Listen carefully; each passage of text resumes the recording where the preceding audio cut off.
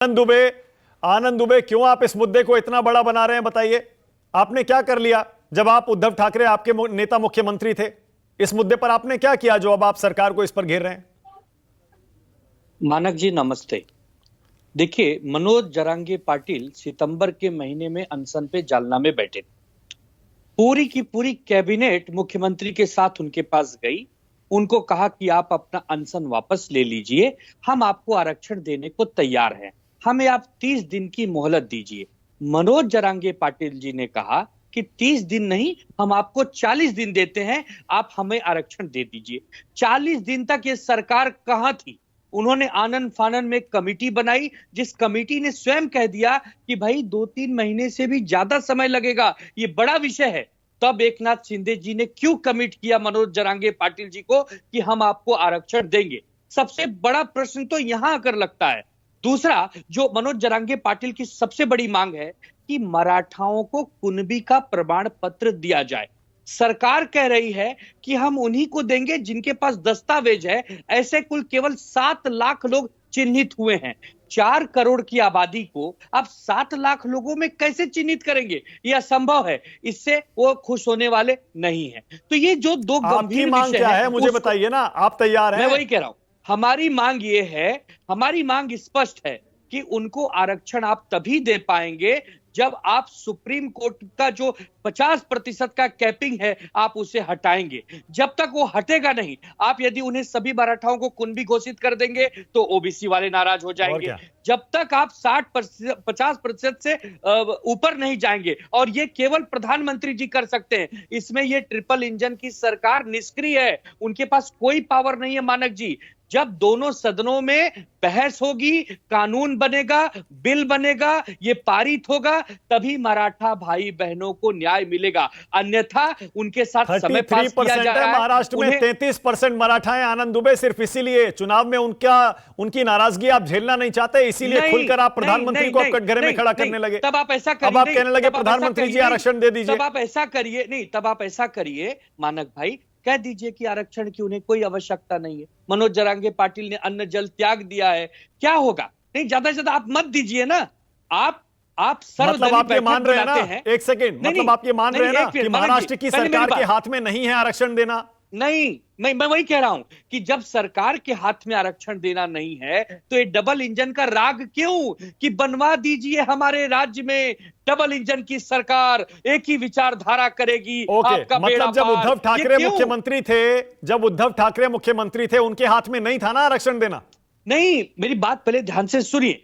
उनके हाथ, उन्होंने कोर्ट तक मामला गया, कोर्ट में बहस हुई, कोर्ट में मामला गिर गया। उद्धव ठाकरे जी कोर्ट से ऊपर नहीं है, लेकिन प्रधानमंत्री जी के पास विशेष अधिकार है। प्रधानमंत्री जी जब रातों रात कानून लाकर दिल्ली के फैसले को पलट सकते हैं, तो क्या इस आरक्षण के उद्धव ठाकरे ने मुख्यमंत्री रहते कितनी बार डिमांड की प्रधानमंत्री से कि संसद में कानून लाकर सुप्रीम कोर्ट का फैसला पलट दीजिए? आपको वीडियो फुटेज के साथ बोलता हूं, हमारे पार्टी के एक सांसद है अरविंद सावंत जी, पूरी की पूरी वीडियो आपको भेज दूंगा। उन्होंने 10 बार संसद भवन में खड़े होकर प्रश्न किया कि क्या मराठा समुदाय पिछड़ा समुदाय है आनंद दुबे? बिल्कुल है। मराठा समाज, आधार बताइए, आंकड़े बताइए।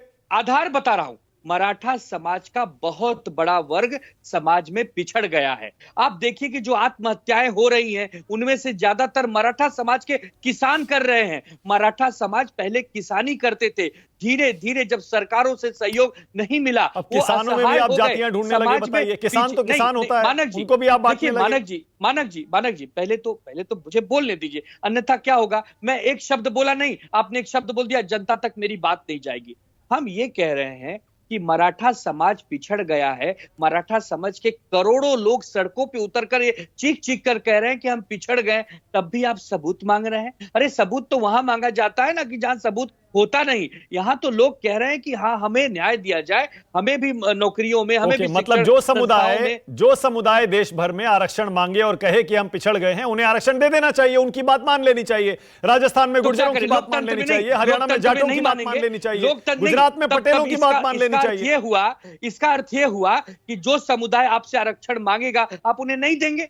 यही हुआ ना इसका अर्थ। नहीं नहीं नहीं, अगर हम मांग रहे ना हैं, एक सेकंड पहले मेरी बात बताइए, क्या गुजरात में पटेलों को आरक्षण मिलना चाहिए? वो भी तो मांग रहे हैं। अगर उन्हें अगर पटेलों को लगता है कि वो पिछड़ गए हैं, समाज में असहाय महसूस कर रहे हैं और वो मेरिट्स में है, तो क्यों नहीं देना चाहिए? ओके, उसी तरह राजस्थान में गुर्जरों को मिलना चाहिए, हरियाणा में जाटों को मिलना चाहिए। नहीं, क्यों नहीं? जो व्यक्ति समाज में कहीं ना कहीं पिछड़ गया है, उसे आरक्षण तो मिलना चाहिए। पिछड़ा कौन है ये कौन बताएगा? आनंद दुबे, कौन बताएगा?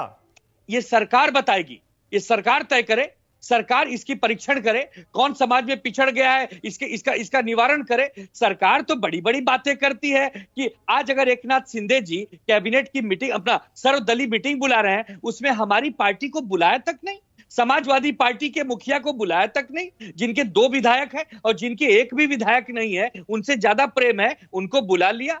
खैर, मैं उसमें नहीं जाना चाहता, लेकिन जो सबसे इंपॉर्टेंट है मानक जी, सरकार की मंशा नहीं है। अगर सरकार की मंशा होती तो सरकार के 5 बड़े नेता महाराष्ट्र से आते हैं, नितिन गडकरी जी, राव साहब दानवे जी, कपिल पाटिल जी, नारायण राणे जी, ये लोग कहां हैं? ये जाएं प्रधानमंत्री जी से कहें कि हम सरकार को ये कहते हैं कि हमारे लोगों का आरक्षण दो, अन्यथा हमारा इस्तीफा लो। आनंद दुबे, थोड़ी सी याददाश्त ताजा करिए। 2018 में जब फडणवीस सरकार ने यह आरक्षण दिया था मराठाओं को, तब आप उनके साथ महाराष्ट्र की सरकार में पार्टनर थे भाई साहब। तो कहां ना बोल रहे हैं हम, कहां ना बोल रहे हैं? अरे तो उसी आरक्षण में खामियां हैं, उसी आरक्षण में आज आप खामियां निकाल रहे हैं कि उस समय ऐसा आरक्षण क्यों दे दिया जो सुप्रीम कोर्ट में नहीं टिक पाया। नहीं मानक जी, सबसे पहले बड़े विनम्रता से कह रहा हूं कि जब तक सुप्रीम कोर्ट के 50% की कैपिंग सीमा को नहीं तोड़ा जाएगा, कोई 2018 में क्यों नहीं किया आपने?